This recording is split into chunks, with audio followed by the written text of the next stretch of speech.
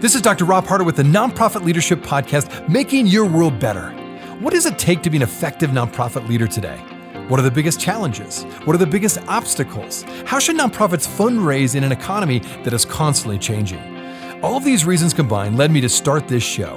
And it's my hope that through this series, people can learn not only what it takes to be an effective nonprofit organization, but to hear from effective leaders who are successfully making a positive impact in their communities. We hope you enjoy the show, as together we hear how they are making their world better. The Nonprofit Leadership Podcast is supported by First Republic Bank. You set your financial goals years ago, and now you're reaching them. You're ready to do more than you thought because you didn't come this far, only to come this far. With First Republic, you get a personal banker, a consistent point of contact who's ready to help you go the rest of the way. Learn more at firstrepublic.com, member FDIC, equal housing lender. As a leader of a nonprofit, you know firsthand how important it is to have the right technology, tools, and strategies in place to achieve your mission. Well, that's where Heller Consulting comes in. Heller Consulting is a premier consulting firm that specializes in helping nonprofit organizations achieve their goals through effective technology strategy and implementation. Whether you need help with technology roadmaps, CRM strategy, Salesforce, or Microsoft implementations, Team Heller has you covered. With Heller Consulting on your side, you can trust that you'll have the support you need to make the most of your organization's technology resources. Visit teamheller.com/NLP to learn more. Again, that's teamheller.com/NLP to learn more. Do your investments align with your values? Well, now's the time to increase your triple bottom line to better people, profit, and the planet. Amalgamated Investment Services, a division of America's socially responsible bank, has a deep-seated commitment to effecting systemic change through investments.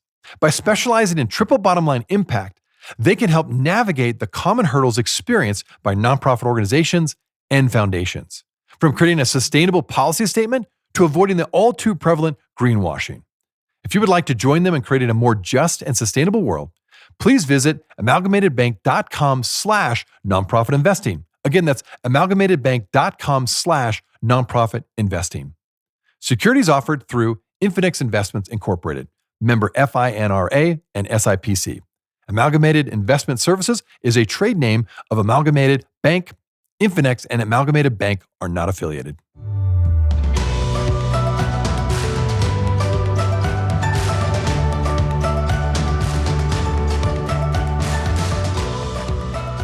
Well, I would guess that for many of you who run nonprofits, you may have received money from Walmart through a grant process.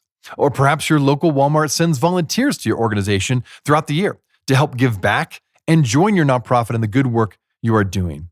What you may be surprised to hear is exactly how much the Walmart Foundation is investing around the world through various nonprofits. Here's an example. Last year, Walmart and the Walmart Foundation gave $1.5 billion. I'll say that again, $1.5 billion in cash and in-kind donations to various organizations. Well, today's guest is Julie Gehrki. She is the Vice President of Philanthropy at Walmart. And Julie will share both about their new social impact program called Spark Good, as well as the various ways Walmart seeks to come alongside nonprofits as a whole. Enjoy today's show.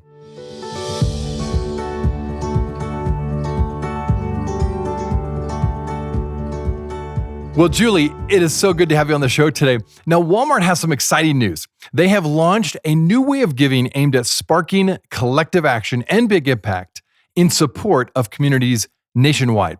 Now, this started last fall, I understand, but really is still kind of considered new. And this initiative is called Spark Good. So let's start out by talking about why Walmart decided to launch this new initiative and what are you hoping to accomplish through it? Sure. First, I'm grateful for the invitation. I'm really glad to be here today. We're excited about Spark Good. It is a work in progress, but did launch this last fall with some of the first tools in it. And what we're really trying to do is connect our customers and associates to causes they care about. We know many of those are hyper-local, and that I know that I think many people we've heard from our customers, they want to be giving back, but sometimes life is really busy. And so you show up at a food drive, you show up at a clothing drive, you plan to bring something but forgot. How do we make it easy to pick up your phone and solve for that? I intend to set up monthly donations sometimes. And, my intentions don't quite equal my impact. Um, all of that is very real in this modern life. And so what we really thought about is how do we use our work, both our stores and our web and our e-commerce platform, to help people solve these problems and really connect to the issues they care about. Well, Walmart makes it very clear that their goal with their business is to create a thriving business, which in turn they believe creates value for society. Now, in addition to how you do business corporately, you have a foundation arm, and your foundation arm has invested millions into worthy causes. In fact, over the years, the Walmart Foundation has invested in improving and strengthening the livelihoods of all kinds of people. Here's one example. You've invested in smallholder farmers through your grantee partners in India, investing over $25 million towards this since 2018. That's fairly impressive. And additionally, I know as a local nonprofit organization, Walmart's a supporter of our 2 food pantries. And so I know you give to local nonprofits. You give grants. Now, when it comes to Spark Good, how does this come alongside what you're already providing and what you're already doing in the social impact space? Sure. First, we're grateful you're having a good experience in your community and we're able to support. Fundamentally, this starts with Walmart's mission. So save money, live better. We think as much about the live better side as we do about the save money side. And that's not only in making sure customers get the best deal so they can reinvest in their lives, but also how do we build trust with that? We made a commitment a couple of years ago to be a regenerative company. And how we think about that is putting humanity and the environment really is central to how we do business. We want everyone to thrive. And in solving social and environmental problems, we will actually build a stronger business. So it might be how we source. Think about you're buying something that's grown in a field. You want that to be grown in a sustainable way that really makes sure that the soil and the water in the region stays in good shape and really thrives. You want the workers to be treated with dignity and have a good life. And in that, the community they live in becomes stronger. We also believe that it can increase production and productivity and yield while decreasing inputs. All of that leads to sustainable sourced goods that will be really better for everyone. So that's the concept of regeneration. It goes beyond sustainability. Sustainability is about doing no harm. Regeneration is about making things better. And so really that's what we're working toward through the business every day in ways that will both solve for societal problems and strengthen the business. We complement that. There are a lot of things that you can't solve just through the business. So that's where our philanthropy comes in. Things like the smallholders in India, we're investing in farmer cooperatives that strengthen their work and help them really have access to the best farming mechanisms so that over time they can sell into formal markets and increase their livelihoods. Walmart in India, Flipkart, which is our e-commerce business there, will buy more from smallholders, not just these, but others. We want competitors to buy, and the whole ecosystem gets better. So that's our philosophy in everything we take on is we want to use the business and philanthropy to really change a system. But even with all of that, our tools are limited. And when we engage customers and associates to be part of that change, which Spark Good, that's really the base of it, you get even greater impact. And so we're constantly thinking about what are the assets we have and how can we use them to solve in a way that really everyone thrives. Oh, I like that. Well, okay, so practically speaking, a lot of my listeners are either executive directors, CEOs, or directors of their development, or perhaps on the board, but they're involved with a local nonprofit. How can nonprofits get involved with this? I understand they have to register, so maybe talk a little bit about the process of getting involved with Spark Good. Sure, they do have to register. And very honestly, we're working on making that easier. Right now, it's a little too cumbersome and we're working on it. But what we're trying to do is really find the right balance that's easy for the nonprofit and builds trust with the donor, and they can count on the information being right. So getting that right balance is really important. We got to validate who people are associated with the nonprofit they're claiming and those kinds of things. And so today they go to www.walmart.com/nonprofits and they start registration there. There's a base registration they get that will allow them to request grants from Walmart, to set up a registry, those kinds of things. If they want to enroll in our Roundup program, where customers shopping online can round up their purchase to the nearest dollar, and those that donation goes to the local nonprofit. There are a couple more steps because those are paid electronically. So we got to do a piece there.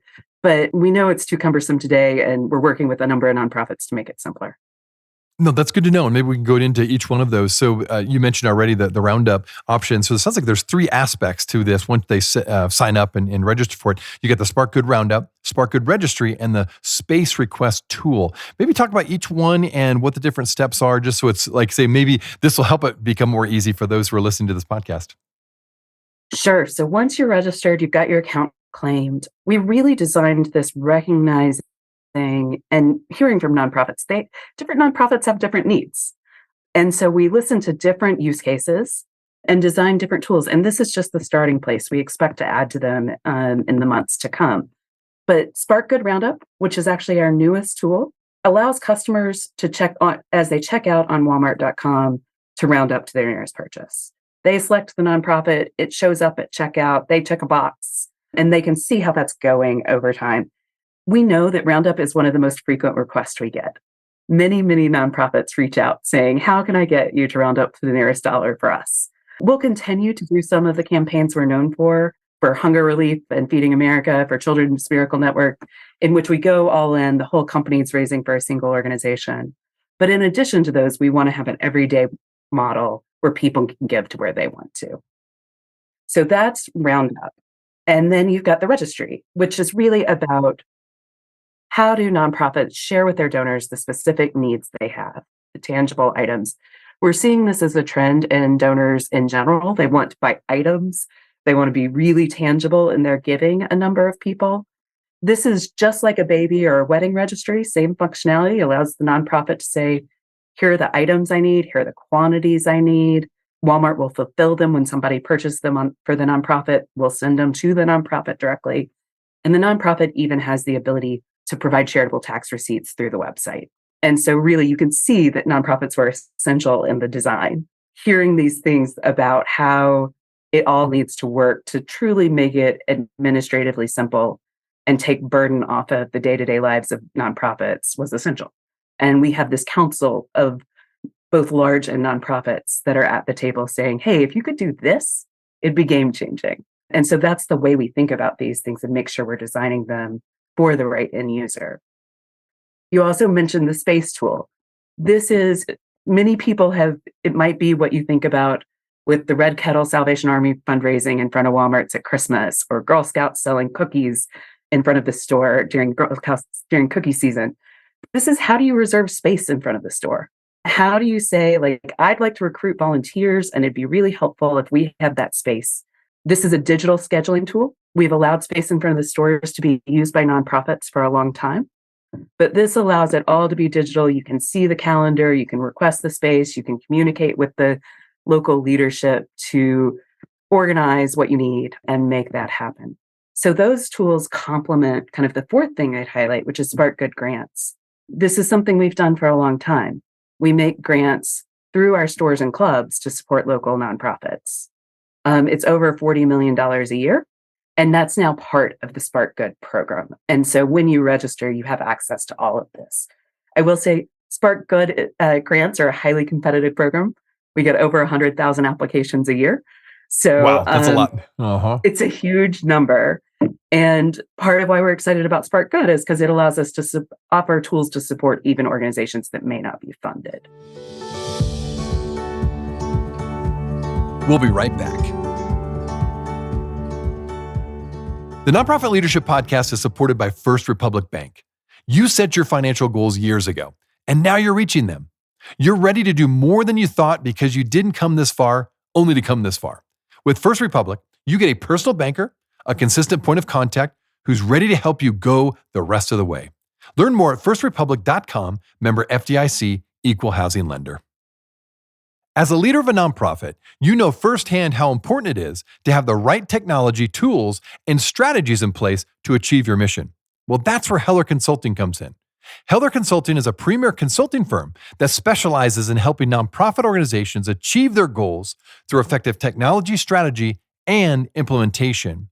Whether you need help with technology roadmaps, CRM strategy, Salesforce, or Microsoft implementations, Team Heller has you covered.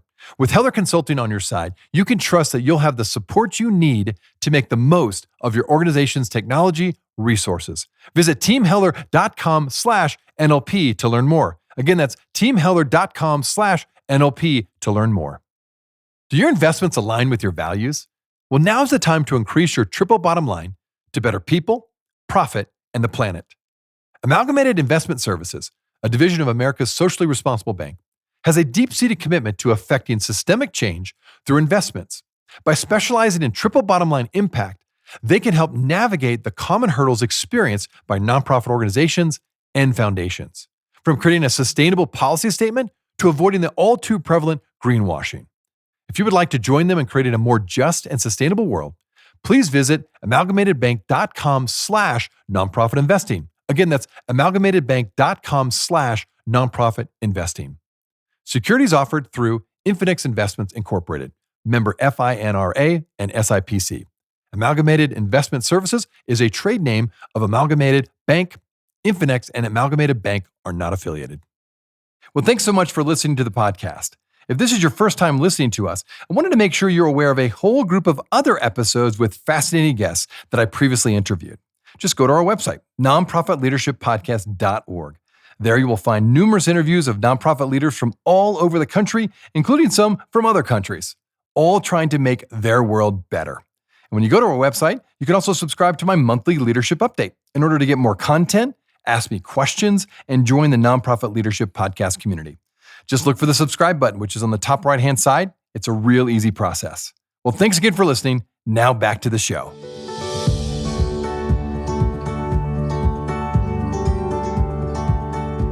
That makes sense. Okay, that's good to know. So those who have applied for and received grants from Walmart, sounds like now that'll be integrated into the Spark Good program with the grants process. Is that correct?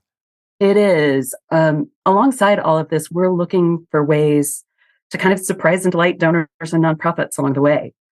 So, for instance, over the holidays, we ran a matching campaign where if you were rounding up to your favorite charity, we were matching those donations. We fulfilled registries. So the customers who are donating aren't giving alone. We want to give alongside them, and we're learning ways that will really get them excited with us. No, it's good to know. And in addition to that, not only are you providing funding through these grants and now Spark Good, of course, but you've also mentioned this a bit, and maybe you can talk a bit more about this. You're helping nonprofits connect with customers on volunteering giving opportunities. And I think it's always good news for nonprofits that a corporation like Walmart, who's so involved in the community, really is connecting customers then to their nonprofit, again, through a volunteer opportunity or even future giving opportunities on top of what Walmart corporate provides. Talk about how you help customers get connected, say, to nonprofit causes.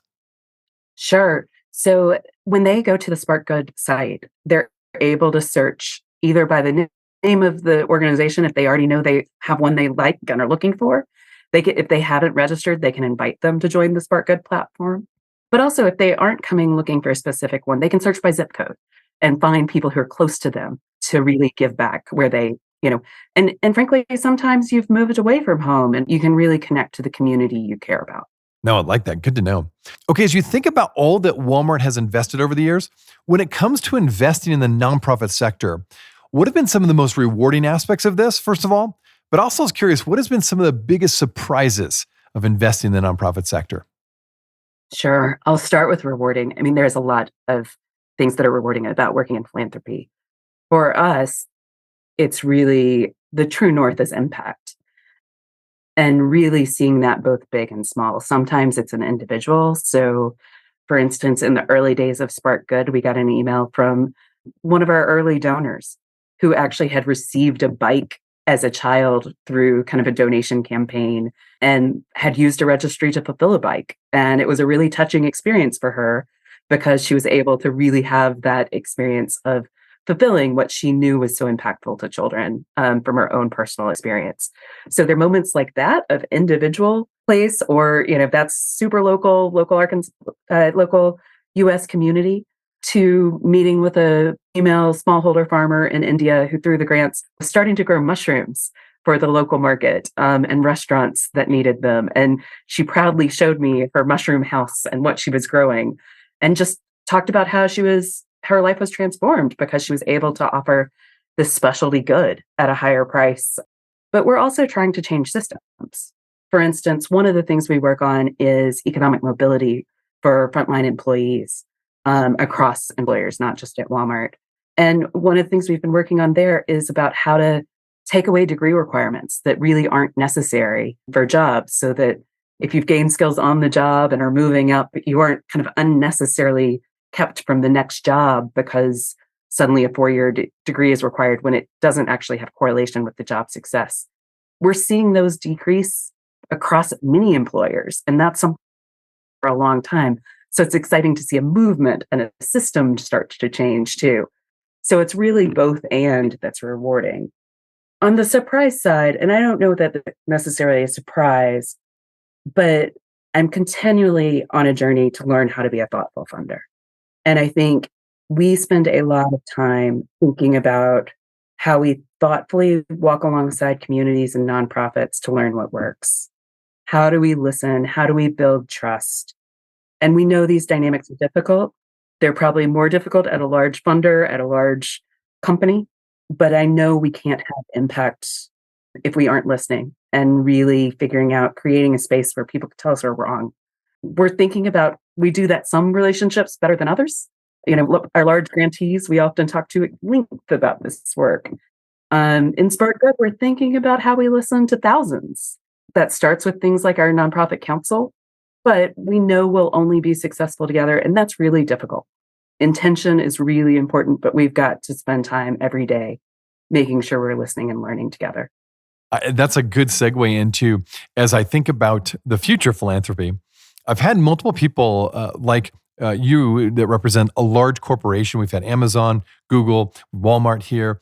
Do you believe more corporations should get involved with the nonprofit sector through their foundations or social impact arms, if you will? And if so, what is the best role for corporations when it comes to coming alongside nonprofits on one hand, but at the same time, of course, Walmart is still a business, right? And so talk about that maybe. How does that balance work out? What's your message, I guess, to other nonprofits that maybe feel like, wow, we can't compete with Walmart. They're so large. They're doing so many good things. Maybe they should do more, right? Maybe they should do even more in the social impact space. Maybe you could talk about that balance between, again, the corporations that have a social impact arm and nonprofit sector as a whole, trying to do these great causes around the world. I think there is a real change going on in corporate philanthropy. There's a lot that's been done by corporate giving in the past, classic access to museums and arts and various things. I think more and more what you're seeing companies do are not dissimilar from Walmart. How do we pair our expertise and assets, starting with how we operate every day as a business to solve social and environmental problems, and then extend that impact with our giving? We see that is a much more transformative approach. If philanthropy, as big as it is, and we're really proud that last year ours was over $1.5 billion, it's still a limited pie. And when you figure out how to solve this in sustainable ways using the business, that actually grows the pie. And you only do that when you're leaning into your strengths as a company. And so, you mentioned hunger relief. As the world's largest grocer, we can be a leader in hunger relief. We can sustainably donate from our stores. Last year, that was over 600 million pounds of food we donated from stores around the country. And that's amazing. Wow. Yeah, it's even more amazing. Over 66% was fresh items, fruit, vegetables, protein. So it's really high quality donation. We can do that through the business and then complement by funding food pantries and food bank capacity, really making sure that the whole system works. So that's the kind of thing that when you put them together, corporations can be more powerful. So no matter how big or small you are, if you start with your assets and think about how you use those in ways that are good for the company, good for the environment, good for society, we believe you can really do more and have greater impact as a business.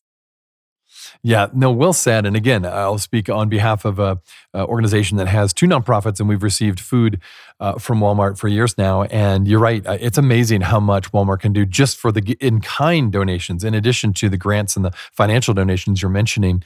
And maybe that's a good question to ask. For people that are listening, what would you And I'm asking now, maybe on behalf of all of Walmart, you are the part of the social arm, of course, but what do you want people to know about Walmart? What's the heart of Walmart and what they're really trying to accomplish? And what would you wish more people knew about you? Sure. I mean, I think what we've been talking about is a deep part of Walmart's culture. It is giving back. These local grants have existed as far back as I can find in the history. Okay. And so this commitment is enduring. It changes form and it changes, tools like Spark Good are probably things we couldn't have imagined 20 years ago. But that spirit and purpose that is deeply rooted in the 5,000 communities around the country that we serve is a deep and real part of the culture.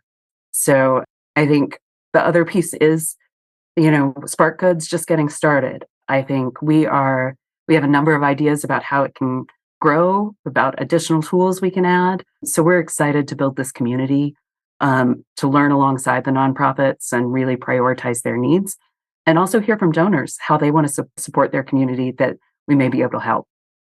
That's great. And last thing would be, from your perspective, what do you feel like are some of still the most unmet needs that Walmart is seeking to accomplish and or impact through its various donations and work with nonprofits worldwide? Sure. I'd mention two things. The first is really, how do we make sure that these tools are serving some of the smallest and most vulnerable nonprofits? How are we reaching into underserved communities, rural, a number of places that often don't get as much funding? How are we building these tools with those in mind and really making sure that's there? Another thing we're thinking a lot about is, how do we connect people to volunteers? Really, we know a lot of people want to volunteer in their community. As much as organizations often need them, it's hard to make those connections, and we're thinking about what role we might play. Oh, I like that. Again, as a nonprofit leader, I'm like, yes, always trying to encourage corporations to get volunteers involved in the community. I love it. Okay, so if people are listening to this and they want to get to know a little bit more about you or get to know more about Spark Good, where again can they go to find out that information? Sure. Thanks for that question. So for Spark Good, you can go to walmart.com/nonprofits or to walmart.org. Those are both places we're sharing a lot of information about what we do. And the walmart.com/nonprofits is where you sign up. If you want to learn more about me, you can follow me on LinkedIn. I'm sharing a lot about our work and a lot of the good work that nonprofits in our ecosystem are doing on that page. So I'd love to stay in touch. Well, excellent. Well, again, Julie, thank you so much for taking time to be on the show and share a bit about what Walmart is doing around the world. And it's really impressive, and I encourage my listeners to check it out. And then certainly check out Spark Good, particularly if you've never applied for a grant from Walmart and you have a local nonprofit making a difference. Walmart, I'm sure, would at least want to consider your grant request. As you mentioned, it's pretty competitive, but pitch your biggest ask to Walmart and see if they would get behind what you're doing. So encourage you to check it out. Again, Julie, thanks for sharing your insights today. Thanks so much for having me. Hey friends, well, I wanted you to know that this podcast can be found on iTunes, Spotify, Amazon, Google Podcasts, and wherever you listen to other podcasts. I also want to encourage you to like, subscribe, and share this podcast with others. This will actually help us get this great content out to more nonprofit leaders just like you. You can also join the Nonprofit Leadership Podcast community, find other resources and interviews of past guests, all on my website, nonprofitleadershippodcast.org. Well, thanks again for listening. And until next time, keep making your world better.